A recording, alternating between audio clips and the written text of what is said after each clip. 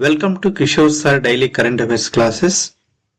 ఈరోజు మనం current affairs లో భాగంగా జనవరి 1 నుంచి జనవరి 1, 2026 నుండి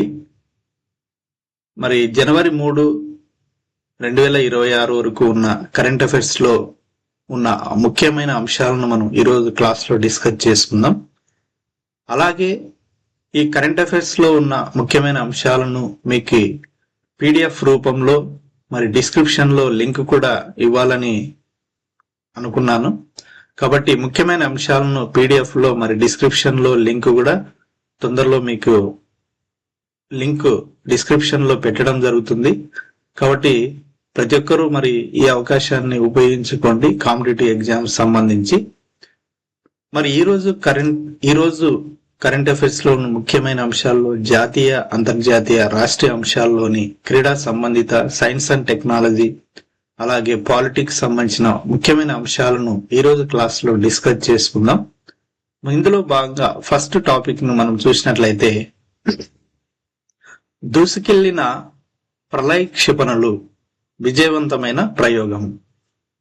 మన డిఆర్డిఓ అంటే department of research and development organisation అయినటువంటి సంస్థ ప్రళయ్ అనే క్షిపణులను ఒరిస్సా తీరంలోని బాలాసోర్ ప్రాంతంలో ప్రయోగించడం జరిగింది. కాబట్టి ఈ ప్రళయ్ అనే క్షిపణులు ఎక్కడ ప్రయోగించారనేది ఇంపార్టెంట్. కాబట్టి ఒడిశా తీరం, ఒడిశా రాష్ట్రంలోని ఒడిశా తీరం బాలాసోర్ అనే ప్రాంతంలో ప్రయోగించారు. భారత్ విజయవంతంగా ప్రళయ్ క్షిపణుల పరీక్షలను బుధవారం నిర్వహించింది. ఒడిశా తీరం నుంచి వరుసగా ఒకదానికొకటి 2 ప్రళయ క్షిపణులు రక్షణ పరిశోధన సంస్థ, అభివృద్ధి సంస్థ డిఆర్డిఓ ప్రయోగించింది.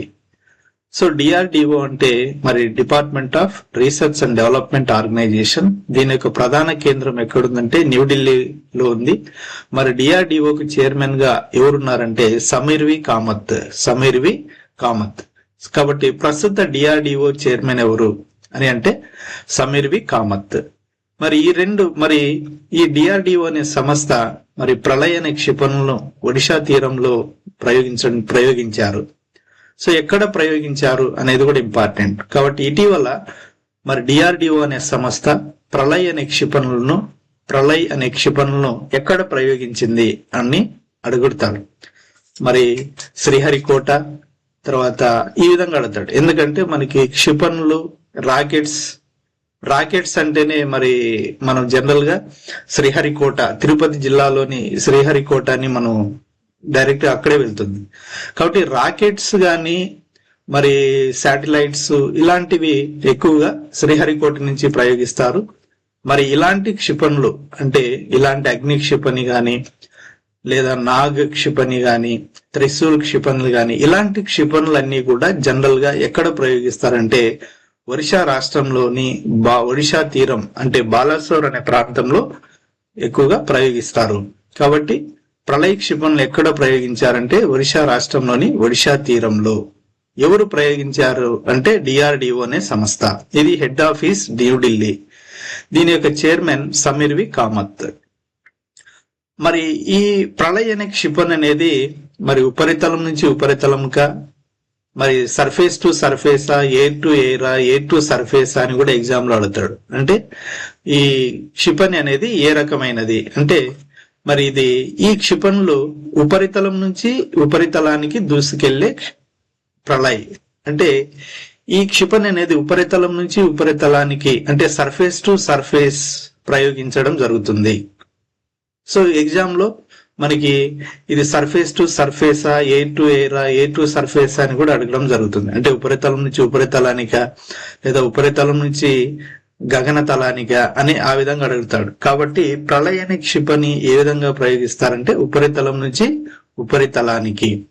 దీని యొక్క బరువు 500 కిలోస్ నుంచి 1000 కేజీల వరకు పేలుడు పదార్థాలను మోసుకెళ్తుంది. బహుళ వార్ హెడ్లను తీసుకెళ్లే సామర్థ్యం ఉన్న దీని పరిధి 150 నుంచి 500 కిలోమీటర్ల పరీక్ష విజయవంతంగా నిర్వహించిన డిఆర్డిఓకు భారత వాయుసేనకు, సైనిక రంగంలోని ప్రభుత్వ సంస్థలకు రక్షణ శాఖ మంత్రి అయినటువంటి రాజ్నాథ్ సింగ్ గారు అభినందనలు తెలియజేయడం జరిగింది. కాబట్టి మన భారత రక్షణ శాఖ మంత్రి ఎవరంటే రాజ్నాథ్ సింగ్. కాబట్టి ఈ కాంటెక్స్ట్ లో, ఈ ఇన్ఫర్మేషన్ లో మనం గుర్తుపెట్టుకోవాల్సిన విషయం ఏమిటంటే, ప్రళయని క్షిపణులు ఎక్కడ ప్రయోగించారంటే ఒడిశా తీరంలోని బాలాసోర్ ప్రాంతం, ఒడిశా తీరం. ఓకే, అలాగే ఎవరు ప్రయోగించారంటే డిఆర్డిఓకి చైర్మన్ సమీర్ వి కామత్. అలాగే మరి ఇది ఉపరితలం ప్రళయని క్షిపణులు మరి ఎలా ప్రయోగించబడుతుందంటే ఉపరితలం నుంచి ఉపరితలానికి అని గుర్తుపెట్టుకోవాలి. అలాగే రక్షణ శాఖ మంత్రి ఎవరంటే రాజ్నాథ్ సింగ్. సో ఈ విధంగా మనము ఈ యొక్క ఇన్ఫర్మేషన్ లో ఎగ్జామ్ పాయింట్ ఆఫ్ వ్యూ లో గుర్తుపెట్టుకోవాల్సి ఉంటుంది. మళ్ళీ అలాగే మరి భారీ భద్రత నడుమ ఖలీదా జియా అంత్యక్రియలు అంటే ఒకప్పటి బంగ్లాదేశ్ దేశానికి 2 సార్లు ప్రధానమంత్రి అయినటువంటి ఖలీదా జియా మరి మరణించడం జరిగింది. ఖలీదా జియా 1991 నుంచి 96 వరకు ఒకసారి ప్రధానమంత్రిగా పనిచేసింది. అలాగే 96 నుంచి 2001 వరకు ఖలీదా జియా మరి రెండవసారి బంగ్లాదేశ్ కు ప్రధానమంత్రిగా పనిచేయడం జరిగింది. అలాగే బంగ్లాదేశ్ చరిత్రలో తొలిసారిగా ఒక మహిళ ప్రధానమంత్రి అయినటువంటి మొట్టమొదటి మహిళ కూడా ఖలీదా జియా అని మనం చెప్పుకోవచ్చు. కాబట్టి ఈమె ఇటీవల మరణించింది. మరి ఆమె యొక్క అంత్యక్రియలు మరి భారీ భద్రత నడుమ జరగడం జరుగుతుంది. ఈ యొక్క కార్యక్రమానికి మన భారతదేశం తరపున మన విదేశాంగ శాఖ మంత్రి అయినటువంటి జయశంకర్ హాజరు కావడం జరిగింది. జయశంకర్. కాబట్టి బంగ్లాదేశ్ మాజీ ప్రధాని ఖలీదా జియా అంత్యక్రియలు ఎక్కడ నిర్వహించారు? ఢాకాలో నిర్వహించారు. అత్యంత కట్టుదిట్టమైన భద్రత నడుమ జరిగాయి. సో ఈ యొక్క ఇన్ఫర్మేషన్ లో మెయిన్ మనం గుర్తు పెట్టుకోవాల్సిన టాపిక్, బంగ్లాదేశ్ కు మొట్టమొదటి మహిళా ప్రధానమంత్రి ఎవరు అంటే ఖలీదా జియా అని గుర్తు పెట్టుకోవాలి. అలాగే ఖలీదా జియా మరి 2 సార్లు ప్రధానమంత్రి అయింది. ఆమె పీరియడ్ ఎప్పుడంటే 1991 నుంచి 96 ఒకసారి, అలాగే 1996 నుంచి 2001 వరకు రెండవ టర్మ్ అంటే సెకండ్ టర్మ్ ప్రైమ్ మినిస్టర్ గా బంగ్లాదేశ్ కు పనిచేయడం జరిగింది. ఇది మరి ఈ న్యూస్ సంబంధించి ముఖ్యమైన ఇన్ఫర్మేషన్ గా చెప్పచ్చు. Okay, will go next topic. ప్రధాని మెచ్చిన కొరియా తేనె. సో మన ప్రధానమంత్రి మరి కొరియా తేనె అనే ఒక ప్రోడక్ట్ ని మెచ్చుకోవడం జరిగింది. మాన్ కీ బాత్ కార్యక్రమంలో భాగంగా ప్రధానమంత్రి కొరియా తేనె గురించి మరి పొగడడం కూడా జరిగింది. మరి కొరియా తేనెను ఎలా తయారు చేస్తారు, ఏ రాష్ట్రంలో ఇది ఎక్కువగా పండిస్తున్నారు, ఏ రాష్ట్రంలో ఎక్కువగా దీన్ని ఉత్పత్తి చేస్తున్నారు అనేది ఇక్కడ ముఖ్యమైన అంశంగా చెప్పచ్చు. కాబట్టి ఈ కొరియా తేనెను మరి ఎలా తయారు చేస్తారంటే ఇటాలియన్ తేనెటీగలు.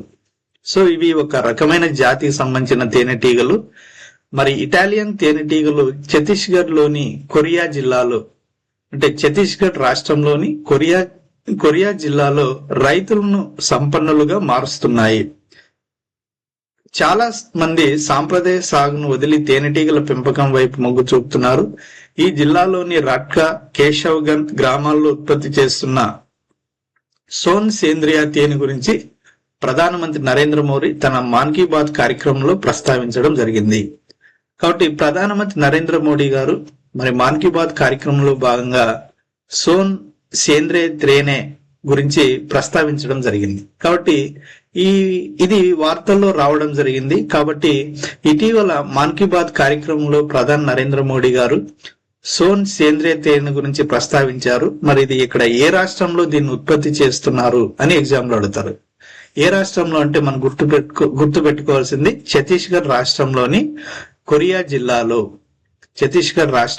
కొరియా జిల్లాలో దీన్ని మరి ఈ తేనెను ఉత్పత్తి చేస్తున్నారు. సో మరి మాన్ కీ బాత్ కార్యక్రమంలో ప్రధాని ప్రస్తావించడంతో మరి స్థానిక రైతులకు జాతీయ గుర్తింపు లభించడం జరిగింది. మార్కెట్లో కూడా మరి ఈ తేనెకు ఎక్కువ డిమాండ్ కూడా పలకడం జరిగింది. ఇది మరి ఈ న్యూస్ కు సంబంధించి. కాబట్టి ఈ కొరియా తేనెను ఎక్కడ తయారు చేస్తున్నారు, ఎక్కువ కొరియా తేనె గురించి ప్రధాని నరేంద్ర మోడీ గారు మాన్ కీ బాత్ కార్యక్రమం ప్రస్తావించారు. ఏ రాష్ట్రంలో దీన్ని ఉత్పత్తి చేస్తున్నారంటే ఛత్తీస్గఢ్ రాష్ట్రంలోని కొరియా జిల్లాలో. అలాగే నెక్స్ట్ టాపిక్ లోకి వెళ్ళినట్లయితే రికార్డు స్థాయిలో జీవన్ దాన్. సో జీవన్ దాన్ అనే కార్యక్రమాన్ని మన రాష్ట్ర ప్రభుత్వము 2015 సంవత్సరంలో ప్రారంభించింది. సో జీవన్ దాన్ అనే కార్యక్రమం ఎప్పుడు ప్రారంభించారంటే 2015. ఈ కార్యక్రమం 2015లో ప్రారంభించారు. మరి రాష్ట్ర వైద్య ఆరోగ్య శాఖ ఆధ్వర్యంలో నడుస్తున్న జీవన్ దాన్ ద్వారా 2025లో మరి 301 మంది పునర్జీవనం లభించింది. అంటే వివిధ తీవ్రమైన రోగాలతో మరణించిన వారి యొక్క అవయవాలను తీసుకొని వేరే వాళ్ళకి అమర్చడం ద్వారా మరి 2025 వరకు దాదాపు 301 మందికి పునర్జీవనం లభించినట్లయింది. రాష్ట్ర విభజన తరువాత అవయవ దానంలో జీవన్ దాన్ సరికొత్త రికార్డు సృష్టించింది. జీవన స్మృతులైన 93 మంది నుంచి సేకరించిన అవయవాలతో 301 మంది జీవితాల్లో వెలుగులు నింపారు. అంటే చనిపోయిన 93 మంది నుంచి సేకరించిన వివిధ అవయవాలు, అంటే అవి కిడ్నీలు కావచ్చు, కాలేయాలు కావచ్చు, ఊపిరితిత్తులు కావచ్చు, గుండె కావచ్చు. సో ఈ అవయవాలు సేకరించి వేరే వాళ్ళకి అమర్చడం ద్వారా మరి 301 మెంబర్స్ మరి వారు కొత్త జీవితాన్ని ప్రారంభించడం జరిగిందని చెప్పదు. అయితే ఈ కాంటెక్స్ట్ లో మనము ఎగ్జామ్ లో ఏ విధంగా అడగడానికి అవకాశం ఉంటుందంటే, జీవన్ దాన్ అనే కార్యక్రమం యొక్క ముఖ్య ఉద్దేశం ఏమి అని అడుగుతాడు. జీవన్ దాన్ కార్యక్రమం యొక్క ముఖ్య ఉద్దేశం ఏమంటే, ఇది మరి జీవన స్మృతులైన వారి నుంచి అవయవాలను సేకరించే కార్యక్రమం. అంటే చనిపోయిన వారి నుంచి మరి కిడ్నీ, కాలేయము, ఊపిరితిత్తులు ఇలాంటి ముఖ్యమైన అవయవాలను సేకరించే కార్యక్రమమే జీవన్ దాన్. మరి ఇది ఎప్పుడు ప్రారంభించారంటే 2015లో ఈ యొక్క కార్యక్రమాన్ని ప్రారంభించడం జరిగింది, జీవన్ దాన్ కార్యక్రమం. సో మన స్టేట్ సంబంధించి ఇంపార్టెంట్. ఓకే, నెక్స్ట్ టాపిక్, గణతంత్ర కవాతులో తొలిసారిగా జంతు దళం. ఓకే, జనవరి 26 మన రిపబ్లిక్ డే సందర్భంగా మరి గణతంత్ర దినోత్సవంలో తొలిసారి, అంటే చరిత్రలో మన భారతదేశ గణతంత్ర దినోత్సవ చరిత్రలో తొలిసారిగా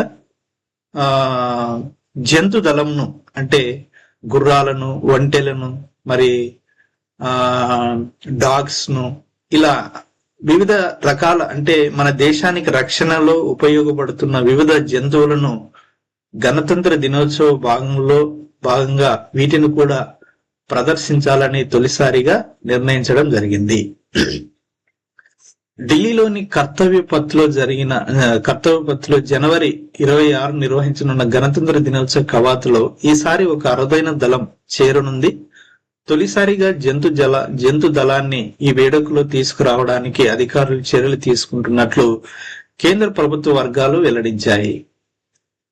మరి తొలిసారి జంతు దళాన్ని ఈ యొక్క వేడుకలో ప్రదర్శించనున్నారు. మరి మౌంట్ అండ్ వెటర్నరీ కార్ప్స్ విభాగానికి చెందిన శిక్షణ పొందిన జంతువులను ఈ కవాతులో ప్రదర్శించినట్లు అధికారులు తెలపడం జరిగింది. కాబట్టి చరిత్రలో తొలిసారి మరి గణతంత్ర దినోత్సవ వేడుకలో జంతు దళాన్ని కూడా ప్రదర్శించనున్నారు అని గుర్తుపెట్టుకోవాలి. నెక్స్ట్ టాపిక్, అసాధారణం వాతావరణ సంక్షోభం. అంటే మన యొక్క వాతావరణం అనేది మరి తీవ్ర మార్పులకు లోనయిందని మరి వాతావరణ శాఖ ఇన్ఫర్మేషన్ ని వెల్లడించడం జరిగింది. తీవ్రం అవుతున్న వాతావరణ సంక్షోభం ప్రపంచ దేశాలను ఆందోళనకు గురి చేస్తుంది. విధ్వంసకర తుఫాన్లు, వరదలు, వడగాల్పులు వివిధ దేశాలను కలవర పెడుతున్నాయి. అయితే మరి 2025 ప్రపంచంలో సంభవించిన 157 ప్రకృతి వైపరీత్యాలు కోట్ల మంది ప్రజలను ఇబ్బంది పెట్టనున్నట్లు వరల్డ్ వెదర్ అట్రిబ్యూషన్ సంస్థ నివేదిక వెల్లడించింది. అంటే ఈ నివేదికను ఎవరు వెల్లడించారంటే వరల్డ్ వెదర్ అట్రిబ్యూషన్ అనే ఒక ఇన్స్టిట్యూట్ నిర్వహించింది, సర్వే చేసింది. ఇక్కడ మనం గుర్తుపెట్టుకోవాల్సిన ముఖ్యమైన అంశం ఏమిటంటే 2025లో అత్యంత వేడి సంవత్సరాల్లో ఒకటిగా నిలిచింది. అంటే 2025 అనే సంవత్సరము, ఈ సంవత్సరం 2025 సంవత్సరం అత్యంత వేడి సంవత్సరాల్లో ఒకటిగా నిలిచింది. అలాగే చరిత్రలో తొలిసారిగా 3 ఏళ్ల సగటు ఉష్ణోగ్రత 1.5 డిగ్రీలు దాటింది. అంటే మన చరిత్రలో తొలిసారి మరి 3 ఏళ్ల సగటు ఉష్ణోగ్రత 1.5 డిగ్రీలు దాటింది. సో ఇది వెరీ వెరీ ఇంపార్టెంట్ థియరీ, మన ఎగ్జామ్ కు అడగడానికి అవకాశం ఉంటుంది. అలాగే మరి దీనివల్ల వేసవిలో వేడి, శీతాకాలంలో చలి తీవ్రంగా పెరగడం కూడా జరిగింది. అలాగే మరి ప్రపంచ వ్యాప్తంగా 1995 2024 మధ్యలో 9700 ప్రకృతి వైపరీత్యాలు సంభవించినట్లు ఇటీవల జర్మన్ వాచ్ సంస్థ మరి విడుదల చేసిన క్లైమేట్ రిస్క్ ఇండెక్స్ 2026లో పేర్కొనడం జరిగింది. అంటే జర్మన్ వాచ్ అనే సంస్థ క్లైమేట్ రిస్క్ ఇండెక్స్ 2026 అనే ఒక రిపోర్టును విడుదల చేసింది. ఈ రిపోర్టులో 1995-2024 మధ్యలో 9700 ప్రకృతి వైపరీత్యాలు సంభవించాయని మరి ఈ రిపోర్ట్ లో పేర్కొనడం జరిగింది. క్లైమేట్ రిస్క్ ఇండెక్స్ 2026 ఈ రిపోర్ట్ ను విడుదల చేసిన సంస్థ జర్మన్ వాచ్ సంస్థ.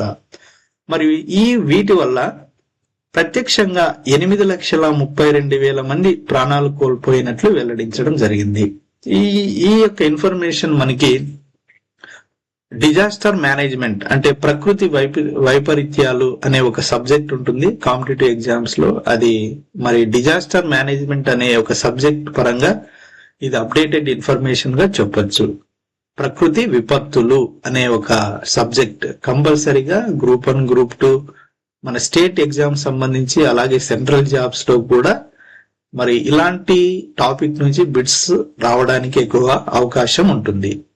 కాబట్టి ప్రపంచ వ్యాప్తంగా 1990-2024 మధ్యలో మరి 9,700 ప్రకృతి వైపరీత్యాల వల్ల 8,32,000 మంది ప్రాణాలు కోల్పోయారు. ఇది ఒక ఇంపార్టెంట్ ఇన్ఫర్మేషన్. దీన్ని రిలీజ్ చేసింది జర్మన్ వాచ్ సంస్థ. రిపోర్టు పేరు క్లైమేట్ రిస్క్ ఇండెక్స్ 2026.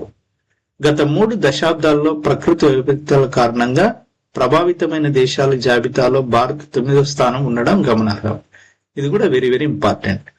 గత 3 దశాబ్దాలలో ప్రకృతి వైపరీత్యాల కారణంగా తీవ్ర ప్రభావితమైన దేశాల జాబితాలో అంటే ప్రపంచంలో తీవ్ర ప్రభావితమైన దేశాల జాబితాలో ప్రకృతి వైపరీత్యాల వల్ల మరి భారతదేశం ఎన్నో స్థానంలో ఉంది అంటే 9వ స్థానంలో ఉంది. ప్రకృతి వైపరీత్యాల కారణంగా ప్రభావితమైన దేశాల జాబితాల్లో భారత్ ఎన్నో స్థానం ఉంది అంటే 9వ స్థానం ఉంది అనేది గుర్తుపెట్టుకోండి.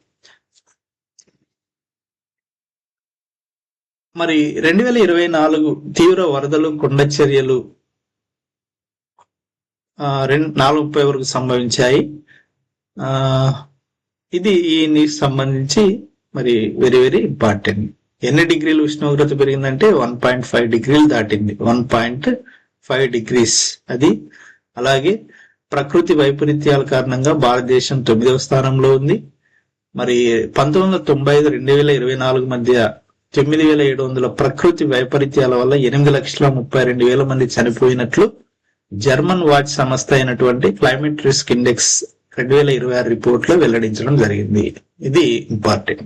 నెక్స్ట్ టాపిక్ 2025లో సగటు ఉష్ణోగ్రత 0.28 డిగ్రీల పెరుగుదల. అంటే 2025 సంవత్సరంలో సగటు ఉష్ణోగ్రత అనేది 0.28 డిగ్రీలు పెరిగిందని రిపోర్ట్ వెల్లడించడం జరిగింది. ఎవరు వెల్లడించారంటే ఐఎండి వాళ్ళు అంటే ఇండియా మెట్రోలాజికల్ డిపార్ట్మెంట్. ఐఎండి అంటే IMD means Indian meteorological department అంటే భారత వాతావరణ శాఖ. సో భారత వాతావరణ శాఖకు మరి ప్రకృతి డైరెక్టర్ జనరల్ ఎవరు అంటే మృత్యుంజయ మహాపాత్ర ప్రస్తుతం ఐఎండికి డైరెక్టర్ గా పనిచేస్తున్నాడు. అలాగే 8వ వేడి సంవత్సరంగా మరి 2025 గుర్తింపు పొందింది. 8వ వేడి సంవత్సరంగా 2025 సంవత్సరం గుర్తింపు పొందింది. దేశంలో గత ఏడాది 2025లో వార్షిక సగటు ఉష్ణోగ్రత దీర్ఘకాలిక సగటు కంటే 0.28 డిగ్రీలు అధికంగా నమోదైనట్లు భారత వాతావరణ విభాగం అంటే ఇండియన్ మెట్రోలాజికల్ డిపార్ట్మెంట్ పేర్కొంది. గత ఏడాది వాతావరణ నివేదిక గురువారం విడుదల చేసింది. 1901లో ఉష్ణోగ్రతలు నమోదు ప్రారంభించిన తర్వాత, అంటే ఉష్ణోగ్రతను మెజర్ ఏ సంవత్సరం నుంచి ప్రారంభించడం జరిగిందంటే 1901లో ప్రారంభించారు. మరి తర్వాత 2025లో మరి 1901 నుంచి 2025 వరకు ఈ విధంగా ఉష్ణోగ్రత ఎక్కువగా నమోదైన సంవత్సరాల్లో మరి 2025 సంవత్సరం కూడా 8వ అత్యంత వేడి సంవత్సరంగా గుర్తింపు పొందింది అని భారత వాతావరణ శాఖ వెల్లడించడం జరిగింది.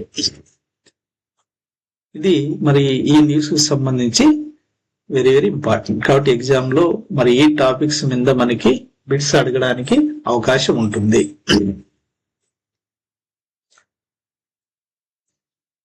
అలాగే మరి నెక్స్ట్ టాపిక్ లోకి వెళ్తే మన భారత రైల్వే సంస్థ వందే భారత్ స్లీపర్ కోచ్లను, స్లీపర్ రైలును ప్రారంభించినట్లు అశ్వనీ వైష్ణవ్, రైల్వే శాఖ మంత్రి అయినటువంటి అశ్వనీ వైష్ణవ్ గారు ప్రకటించడం జరిగింది. మరి వందే భారత్ స్లీపర్ రైళ్లు ఏ ప్రాంతాల మధ్య మొదటిసారి ప్రారంభిస్తున్నారు అంటే కోల్కతా, గౌహతి అనే ఈ ప్రాంతాల మధ్య ఈ వందే భారత్ స్లీపర్ రైలును తొలిసారిగా ప్రారంభించాలని నిర్ణయించడం జరిగింది. కాబట్టి వందే భారత స్లీపర్ రైళ్లు తొలిసారి ఏ ప్రాంతాల మధ్య ప్రారంభించారు అనే ఎగ్జామ్ లో అడుగుతాడు. కాబట్టి కోల్కతా, గౌహతి, పశ్చిమ బెంగాల్లో ఉన్న కోల్కతా, అస్సాంలో ఉన్న గౌహతి మధ్య వందే భారత్ స్లీపర్ రైలును తొలిసారిగా ప్రారంభించనున్నట్లు రైల్వే శాఖ మంత్రి అయినటువంటి అశ్వనీ వైష్ణవ్ గారు ప్రకటించడం జరిగింది. Next topic, Gaganyaan private rocket ప్రయోగాలపైనే దృష్టి. 2026లో కొత్త పుంతులు తొక్కనున్న భారత అంతరిక్ష రంగం. సో 2026 సంవత్సరంలో మరి భారత అంతరిక్ష కేంద్రం కొత్త మైల్ స్టోన్స్ సాధించడం జరుగుతుందని న్యూస్ లో రావడం జరిగింది. 2026లో భారత అంతరిక్ష రంగం ఆకాశమే హద్దుగా దూసుకెళ్లనుంది. ఇంటర్నేషనల్ స్పేస్ స్టేషన్ కు శుభాన్ శుక్ల ప్రయాణం విజయవంతం కావడంతో, అంటే మన దేశం నుంచి ఇటీవల అమెరికాలో ఉన్న అమెరికా స్పేస్ స్టేషన్ అటువంటి ISS, అమెరికా దేశానికి సంబంధించిన space station ISS international space station కు మన దేశం నుంచి శుభాన్ శుక్ల ఇటీవల మరి విజయవంతంగా వెళ్లి రావడం జరిగింది. సో దీనితో మన దేశంలో మరి సొంతంగా మనుషులతో కూడిన అంతరిక్ష విమానయానం నిర్వహించేందుకు మన దేశం అడుగులు వేస్తుంది. ఈ ఏడాది చివరిలో గగన్యాన్ ప్రాజెక్టు తర్వాత దీని వైపు దృష్టి పెట్టనున్నట్లు అంతరిక్ష రంగంలో ప్రైవేట్ సంస్థలు ప్రైవేట్ సంస్థల యొక్క పాత్ర కూడా ఎక్కువగా ఉందని చెప్పొచ్చు. కాబట్టి ఎగ్జామ్ లో మనకి కొన్ని అంతరిక్ష ప్రైవేట్ సంస్థలు ఉన్నాయి. అవి ఏ ప్రాంతం కేంద్రంగా పనిచేస్తున్నాయని కూడా అడగడం జరుగుతుంది. ఇప్పుడు స్కై రూట్ ఏరోస్పేస్ అనే సంస్థ ఉంది. సో స్కై రూట్ ఏరోస్పేస్ అనే సంస్థ ప్రధాన కేంద్రం ఎక్కడుంది అంటే హైదరాబాద్ అని చెప్పాలి, హైదరాబాద్ అని గుర్తుపెట్టుకోవాలి. అలాగే అగ్నికుల్ కాస్మోస్ అనేది కూడా హైదరాబాద్ కేంద్రంగా పనిచేస్తుంది. మరి ఇవి రెండు కూడా దేశీయ స్టార్టప్ సంస్థలు. ఇవి అంతరిక్ష ప్రయోగాల కేంద్రంగా పనిచేస్తున్నాయి. మరి ఈ సంస్థలు నిర్మించాయి కొన్ని రాకెట్స్ ను. విక్రమ్-1 అని గాని, అగ్నిబాన్ రాకెట్, ఇప్పుడు స్కై రూట్ ఏరోస్పేస్ అనేది విక్రమ్-1 అనే ఒక రాకెట్ ను నిర్మించింది. అలాగే అగ్నికుల్ కాస్మోస్ అనే సంస్థ కూడా అగ్నిబాన్ అనే రాకెట్ ను కూడా మరి నిర్మించింది. ఈ రెండు రాకెట్లను, అంటే విక్రమ్-1 అనే రాకెట్ స్కై రూట్ ఏరోస్పేస్ నిర్మించింది. అగ్నిబాన్ అనే రాకెట్ ను అగ్నికుల్ కాస్మోస్ అనే సంస్థ నిర్మించింది. ఈ రెండు స్టార్టప్ సంస్థలు ప్రధాన కేంద్రము హైదరాబాద్ కేంద్రంగా పనిచేస్తున్నాయి. మరి ఈ రెండు సంస్థలు విక్రమ్-1, అగ్నిబాన్ అనే రాకెట్ నిర్మించాయి. వీటిని ప్రయోగించడానికి కూడా ఇవి సిద్ధంగా ఉన్నాయి. కాబట్టి Agnikul cosmos Hyderabad, Skyroot aerospace Hyderabad, మరి స్కైరూట్ ఏరోస్పేస్ నిర్మించిన రాకెట్ పేరు విక్రమ్-1. అగ్నికుల్ కాస్మోస్ అనే సంస్థ నిర్మించిన రాకెట్ పేరు అగ్నిబాన్ రాకెట్. ఇవి రెండు మరి ప్రయోగించడానికి సిద్ధంగా ఉన్నాయి ఈ సంవత్సరంలో. మరి కొత్త సంవత్సరంలో మరి ఎల్ఎన్టీ హిందుస్థాన్ ఏరోనాటిక్స్ అభివృద్ధి చేసిన పోలార్ శాటిలైట్ లాంచింగ్ వెహికల్ ప్రయోగం కూడా జరగనుంది. అంటే మరి ఈ 2026 సంవత్సరంలో ఎల్ఎన్టీ అనే సంస్థ, అలాగే హిందుస్థాన్ ఏరోనాటిక్స్ అనే అభివృద్ధి చేసిన పోలార్ శాటిలైట్ లాంచింగ్ వెహికల్ అనే సంస్థ కూడా పిఎస్ఎల్వి అనే ఒక ఉపగ్రహాన్ని కూడా ప్రయోగించడానికి సిద్ధంగా ఉన్నారు. పిఎస్ఎల్వి అంటే polar satellite launching vehicle, polar satellite launching vehicle అనే సంస్థ. మరి అలాగే 2026 మార్చిలో గగన్యాన్, మరి గగన్యాన్ అనే ప్రాజెక్ట్ ను జీవన్ అనే ప్రాజెక్ట్ గా కూడా పిలవడం జరుగుతుంది. సో గగన్యాన్ అన్న జీవన్ అన్న రెండో ఒకటే, G1. మరి ఈ ఏడాది మార్చిలో ఈ ప్రయోగించడానికి అవకాశం ఉందని కేంద్ర సైన్స్ అండ్ టెక్నాలజీ మంత్రి అయినటువంటి జితేంద్ర సింగ్ గత నెలలో పార్లమెంట్ లో తెలపడం జరిగింది. కేంద్ర సైన్స్ అండ్ టెక్నాలజీ శాఖ మంత్రి ఎవరు అని అంటే జితేంద్ర సింగ్. కేంద్ర సైన్స్ అండ్ టెక్నాలజీ శాఖ మంత్రి ఎవరు అంటే జితేంద్ర సింగ్. అలాగే కేంద్ర ఇన్ఫర్మేషన్ టెక్నాలజీ శాఖ మంత్రి ఎవరు అంటే అశ్విని వైష్ణవ్.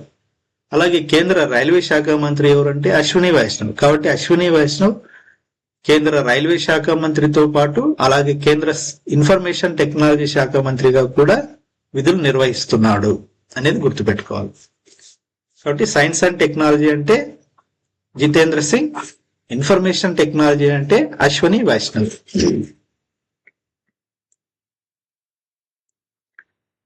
కాబట్టి మరి ఈ గగన్యాన్ ప్రాజెక్ట్ లో భాగంగా హ్యూమనాయిడ్ రోబోను మరి ప్రయోగించడానికి సిద్ధంగా ఉన్నారు. గగన్యాన్ ప్రాజెక్ట్ లో భాగంగా హ్యూమనాయిడ్ రోబో, మరి ఆ హ్యూమనాయిడ్ రోబో పేరు ఏం పేరంటే హ్యూమమిత్ర.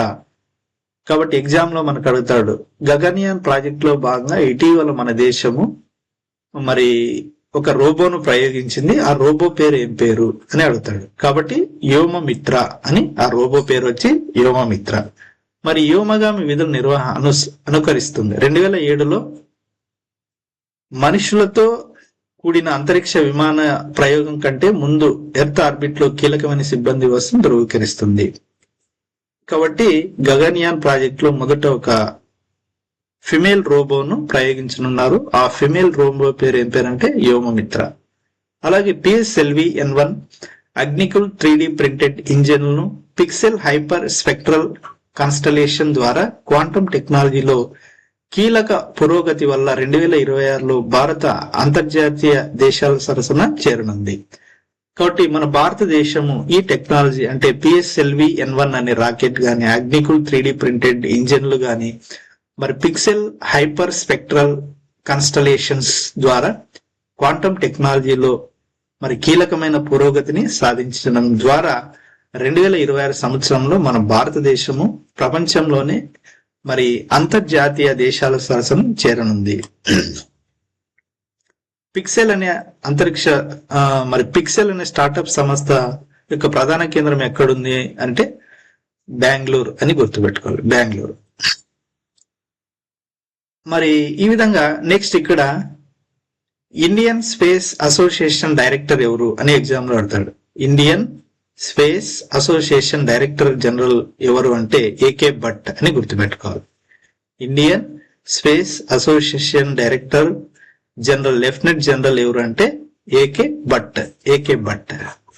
మరి 2025 సంవత్సరంలో యాక్సియం 4 వాణిజ్య మిషన్ లో భాగంగా అంతర్జాతీయ అంతరిక్ష కేంద్రానికి ప్రయాణించిన మొదటి భారతీయుడుగా సుభాన్ శుక్లా చరిత్ర సృష్టించారు. కాబట్టి ఇటీవల మరి 2020 సంవత్సరంలో సుభాన్ శుక్లా మరి ISS means international space station కు మరి ఏ మిషన్ లో భాగంగా అంతర్జాతీయ అంతరిక్ష కేంద్రానికి ప్రయాణించడం జరిగింది. అంటే యాక్సియం 4 వాణిజ్య మిషన్ లో అంతర్జాతీయ అంతరిక్ష కేంద్రానికి మరి వెళ్ళడం జరిగింది. ఇలా వెళ్ళిన మొట్టమొదటి భారతీయుడుగా సుభాన్ శుక్లా చరిత్ర సృష్టించారు. ఇతను 18 రోజుల పాటు మరి స్పేస్ స్టేషన్ లో గడపడం జరిగింది. అక్కడే స్పేస్ స్టేషన్ లో ఉన్నాడు. మరి అక్కడే మైక్రో గ్రావిటీ ప్రయోగాలు కూడా చేశారు. ఈ అనుభవంతో భారత మానవ అంతరిక్ష ప్రయోగానికి ఎంతో దోహదపడనుంది అనేది గుర్తుపెట్టుకో. అలాగే ఐఐటి మెడ్రాస్ లో ఏర్పడిన అగ్నికుల్ కాస్మోస్ ఇక్కడ మనం అగ్నికుల్ కాస్మోస్ అంటే హైదరాబాద్ అన్నాం.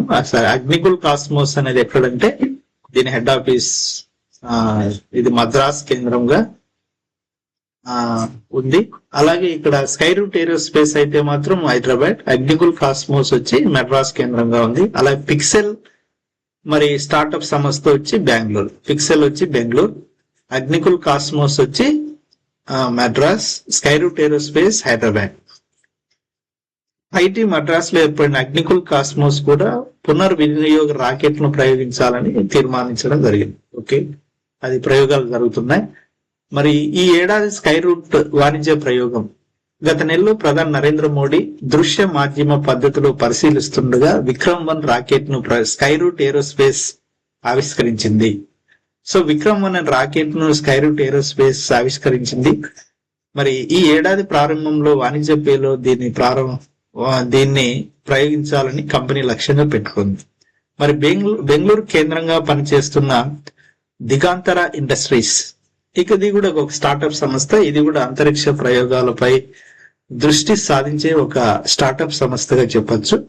మరి దిగాంతర ఇండస్ట్రీస్ అనే స్టార్టప్ సంస్థ యొక్క ప్రధాన కేంద్రం ఎక్కడుందంటే బెంగళూరు. కాబట్టి బెంగళూరు కేంద్రంగా అంతరిక్ష ప్రయోగాలు చేస్తున్న స్టార్టప్ సంస్థలు ఏవంటే దిగాంతర ఒకటి బెంగళూరు కేంద్రంగా పనిచేస్తుంది. అలాగే పిక్సెల్ అనే సంస్థ కూడా బెంగళూరు కేంద్రంగా పనిచేస్తుంది.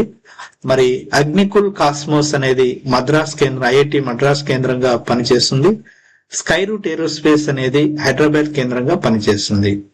మరి బెంగళూరు కేంద్రంగా పనిచేస్తున్న దిగాంతర ఇండస్ట్రీస్ ప్రపంచంలోనే మొదటి అంతరిక్ష మెగా శాటిలైట్ స్కాట్ ను గత మార్చిలో ప్రయోగించనుంది. కాబట్టి బెంగళూరు కేంద్రంగా పనిచేస్తున్న దిగాంతర ఇండస్ట్రీస్ అనే ఒక స్టార్టప్ సంస్థ ప్రపంచంలోనే మొదటి అంతరిక్ష నిఘా శాటిలైట్ స్కాట్ ను గత మార్చిలో ప్రయోగించింది. కాబట్టి ప్రపంచంలోనే ఒక స్టార్టప్ సంస్థ మరి ఇలాంటి ప్రయోగాలు నిర్వహించడం అనేది మొట్టమొదటిగా మనం చెప్పొచ్చు. మరి హై థ్రస్ట్ ఎలక్ట్రిక్ ప్రొపల్షన్ వ్యవస్థ, క్వాంటమ్ కీ డి డిస్ట్రిబ్యూషన్స్, దేశీయంగా ట్రావెలింగ్ హైవే యాంప్లియర్ వంటి టెక్నాలజీ కోసం టీడీఎస్ శాటిలైట్ ను ఇస్రో ప్రయోగించింది. TDS-01 శాటిలైట్ ను ఇస్రో ప్రయోగించనుంది. మరి TDS-01 శాటిలైట్ ను ఎందుకోసం ప్రయోగిస్తున్నారంటే హై థ్రస్ట్ ఎలక్ట్రిక్ ప్రొపల్షన్ వ్యవస్థ, క్వాంటమ్ కీ డిస్ట్రిబ్యూషన్, దేశీయంగా ట్రావెలింగ్ వేవ్ ట్యూబ్ యాంప్లిఫైర్ వంటి టెక్నాలజీ కోసం. 2026 మార్చిలో ప్రత్యేకంగా శాటిలైట్ ను స్మాల్ శాటిలైట్ లాంచింగ్ వెహికల్ ప్రయోగించే అవకాశం ఉంది 2026 సంవత్సరంలో. సో ఈ విధంగా మరి సైన్స్ అండ్ టెక్నాలజీ సంబంధించి 2026 సంవత్సరంలో జరగనున్న వివిధ ప్రయోగాలు ఇవి ముఖ్యమైన అంశాలు. నెక్స్ట్ టాపిక్ ఆరోగ్య రక్ష సఖీ సురక్ష. మన రాష్ట్ర ప్రభుత్వం మరి ప్రతిష్టాత్మకంగా ఈ కార్యక్రమాన్ని నిర్వహించడానికి మన రాష్ట్ర ముఖ్యమంత్రి చంద్రబాబు నాయుడు గారు మరి ఈ యొక్క మంచి కార్యక్రమాన్ని ప్రారంభిస్తున్నారు. మరి ఈ కార్యక్రమంలో భాగంగా 26,53,000 మందికి డ్వాక్రా మహిళలకు ఈ యొక్క పరీక్షలు నిర్వహించి మరి పరీక్షల్లో అనారోగ్యంగా ఉన్న వారిని అవసరమైతే ఆసుపత్రిలో చేర్పించి వాళ్ళకి మంచి నాణ్యమైన వైద్యాన్ని కూడా అందించడం జరుగుతుంది. మరి తొలి దశలో 1,00,000 మందికి ఈ యొక్క కార్యక్రమం ఈ 1,00,000 మందికి ఈ పథకంను అమలు చేయడానికి సిద్ధంగా ఉన్నారు. మరి ఆరోగ్య రక్ష సఖీ సురక్ష అనే కార్యక్రమం ఎవరికి సంబంధించింది అని ఎగ్జామ్ లో అడుగుతాడు. ఎవరికి సంబంధించిన ఇది ప్రోగ్రామ్ అంటే పట్టణ పేద మహిళల ఆరోగ్య భద్రత కోసం, పట్టణ పేద మహిళల ఆరోగ్య భద్రత కోసం ప్రభుత్వం సఖీ సురక్ష పేరుతో ప్రత్యేక కార్యక్రమాన్ని ప్రారంభించింది. అలాగే నగరాలు, పట్టణాల్లోని స్వయం సహాయక సంఘాల్లో సభ్యులుగా ఉన్న 26,53,000 మందికి మరి మెప్మా అంటే మెప్మాలో పనిచేస్తున్న 26,53,000 మందికి ఈ సఖీ సురక్ష అనే కార్యక్రమాన్ని ప్రారంభించడానికి మన రాష్ట్ర ప్రభుత్వం ప్రతిష్టాత్మకంగా నిర్వహిస్తుంది. మరి గత నెల రోజుల్లో వ్యవధిలో రాష్ట్ర ప్రభుత్వం ప్రత్యేక వైద్య శిబిరాలు నిర్వహించి ఈ కార్యక్రమాన్ని, కాబట్టి ఎగ్జామ్ లో మనకి ఆరోగ్య రక్ష సఖీ సురక్ష అనే కార్యక్రమం ఎవరికి సంబంధించిందంటే పట్టణ పేద మహిళల ఆరోగ్య భద్రత కోసం ప్రభుత్వం సఖీ సురక్ష పేరుతో ప్రత్యేక కార్యక్రమాన్ని నిర్వహించింది అనేది ఇక్కడ వెరీ వెరీ ఇంపార్టెంట్, గుర్తుపెట్టుకోండి. ఇదంతా మనకి అవసరం లేదు. ఓకే, నెక్స్ట్ టాపిక్, గణాంకాల శాఖ కొత్త లోగో అంటే డిపార్ట్మెంట్ ఆఫ్ స్టాటిస్టిక్స్